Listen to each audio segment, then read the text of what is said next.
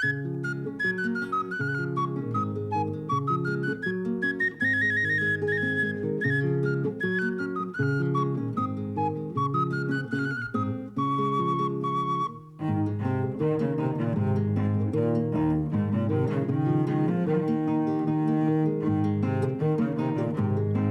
姑娘王子。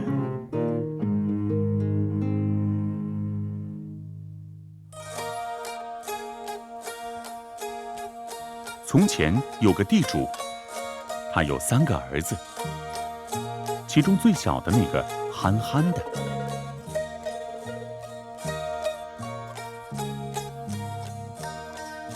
有一天，地主去到田里，他看到稻草散落在地，于是捡起来堆到一起。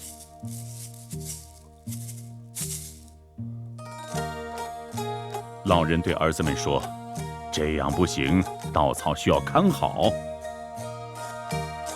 第1页，大儿子守夜。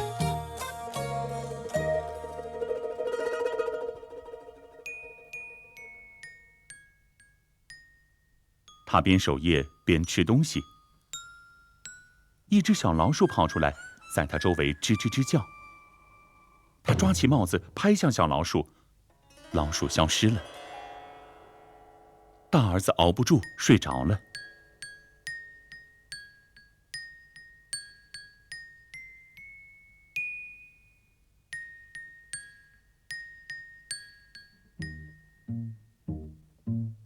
醒来后，他发现稻草散落一地。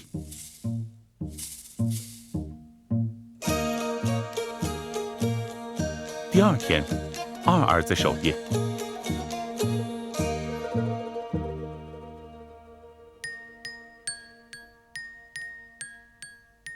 晚餐时，老鼠又出现了，他也拍了过去，老鼠又消失了，他也睡着了。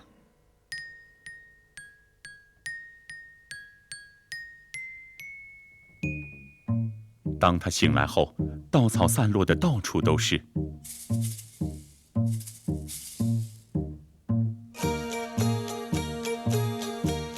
第3天，最年轻的孩子去守夜，因为他很笨，哥哥们很讨厌他，并说道：“他们都看不住，他怎么能行？”但小儿子杨奇还是去了。小老鼠又来吱吱乱叫，杨奇发现后喂了他吃的。这时小老鼠说：“你这个杨奇，如果你能干并听话，稻草就不会再散开。这里有一匹老马，每次都是它将你们的稻草弄乱。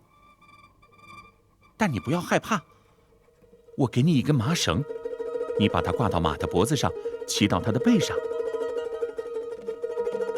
杨奇听懂了他的话，等马来了，他将麻绳套在马脖子上，骑到他背上，然后开始奔跑。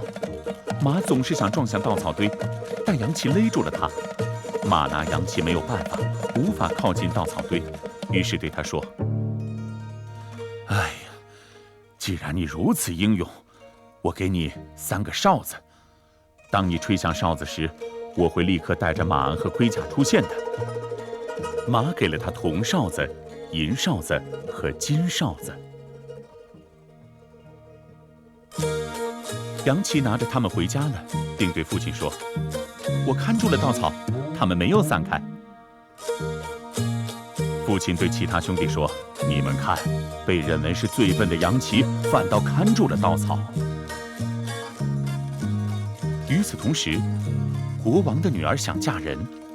公主有一个愿望：城堡前有一座玻璃山，玻璃山的顶部有一棵松树，松树顶端有一根魔杖，魔杖顶部有一只金色拖鞋，它正好适合公主的脚，能骑马将它摘下的人便可以成为她的丈夫。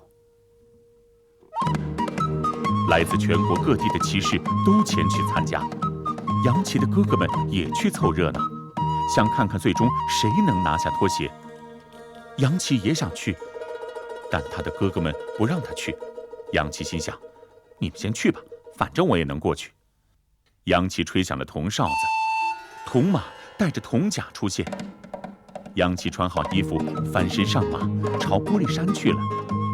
当公主看到他时，心想，要是他能娶我就好了。但杨琪只走到半山腰，便返回了。哥哥们回家后，告诉杨琪他们的所见。杨琪说：“我也站在院墙上看到了。”为了不让杨琪看到任何东西，哥哥们一气之下将墙毁了。第二天，比赛继续，杨琪的哥哥们又去了。杨琪吹响银哨，银马带着银甲出现。当他到达城堡前，公主更希望这次他能胜出，但杨琪还是只走到半山腰，便返回了。哥哥们回来后，又告诉杨琪他们所见的美好事物。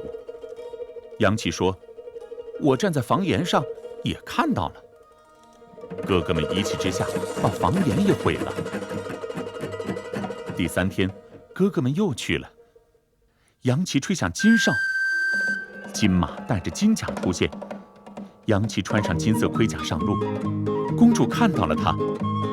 现在已经没有其他人了，她说：“已经是最后一天了，至少让他将拖鞋拿下来呀。”杨琪出发上山，一直骑到玻璃山顶，并将金拖鞋拿了下来，之后消失在山的另一面。公主很懊恼，拿下拖鞋的漂亮骑士到底去哪儿了？杨琪回到家，哥哥们告诉他：“我们看到了比另外2个更威武的骑士，他骑到玻璃山，拿下了金拖鞋，然后从另一侧走了。公主现在很懊恼。”杨琪说：“我站在房脊上啊，也看到了。”哥哥们一气之下，将房脊也毁了。结果，国王颁布了命令，让拿走金拖鞋的人去报到，但没有任何人出现。国王的士兵们开始挨家挨户搜索，他们也来到了杨琪家。搜遍了整间房子后，士兵们问是否还有其他人。哥哥们答道：“有一个，但他哪儿也没去过，一直待在家里。”